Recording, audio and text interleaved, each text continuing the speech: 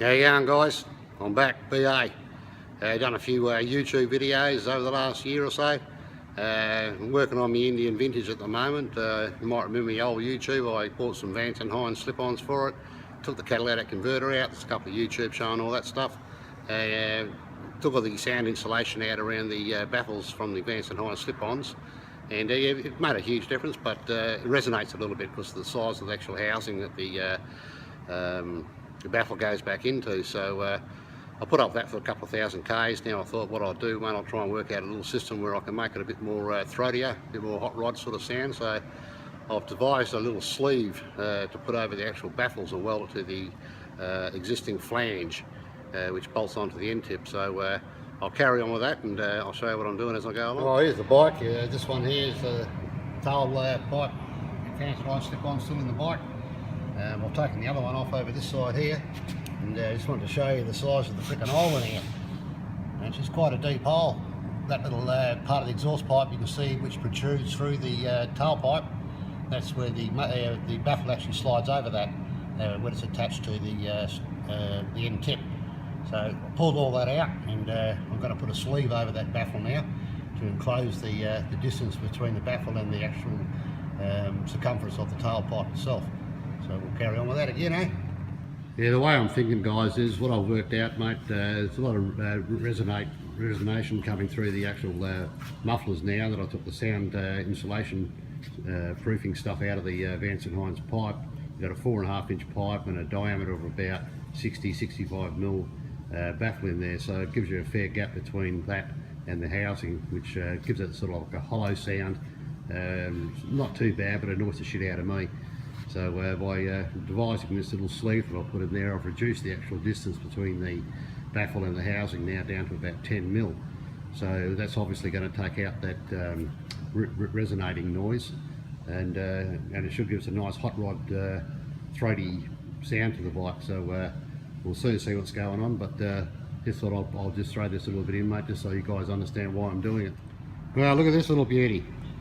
Went down my local exhaust pipe joint there, and after I got a few offcuts of exhaust pipe the right diameter in which I wanted. So I got that off the guys, and whilst I was there I just made them, I didn't make them, I asked them if they could sort of just bring that flange into place down there so it's a little bit closer to the existing baffle. So it just makes me a bit easier for me to weld a couple of MIG tacks around that. I haven't done them yet, but I've done the other end. I'll give you a look at that. There's a couple of tack welds there. That's all it needed. The baffle itself is only tack weld itself to that plate. That's the plate there I'm talking about, this one right there. So yeah, that'll be sufficient for that, and I'll weld it again around the top here, a couple of little tacks there, just to sort of hold it in place. But she certainly looks the part. Looks like a manufacturer done it. Well, there you go. So I'll just finish that one off, and I'll do the next one, and we'll give it a start and see what goes on, eh? Just before I weld this other end up to the rear of the baffle there, you can just see I'll poke the screwdriver in there just to sort of get my gaps, my distances around this area here all pretty even. Bit hard to show you, but you just want to get about a 5mm, 10mm clearance around the existing baffle inside here, so it's nice and symmetrical with the actual sleeve I'll put on. So you weld the bottom down there, you get that as central as you can, and then just adjust it at the rear here like I've done. Right, here's the tailpipe now with the baffle and my little sleeve welded to it. So I've got a tack weld on the top there, one down the bottom, and one just around this corner here.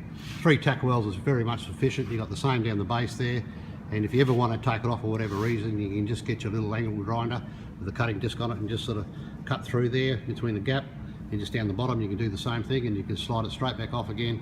Put your sound insulation, if you have to go, put it back on for any police that might think you're too loud, and that's the way to go, guys. So we're going to stick this back into the bike now. So there's the baffle inside.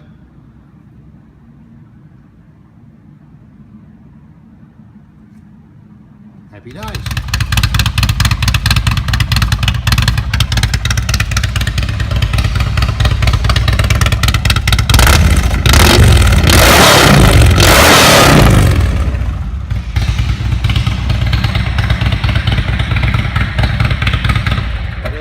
The day after the project's been completed, Took the bike for a ride this morning. All the resonation's gone, the hollow sounds disappeared, and I got myself a nice little hot rod sound.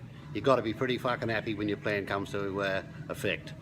So guys, I hope you enjoyed my little YouTube video on how to go about making your bike sound a little bit better. And if you have any problems if you attempt to do something like this, just subscribe to my YouTube channel, and I'll get back to you and see if I'm going to help you out. So until next time, ride safe, keep fucking tinkering around with your bike, it's all good fun. And you never know, one day I might catch you in the pub for a beer. Catch us all later. See you, mate.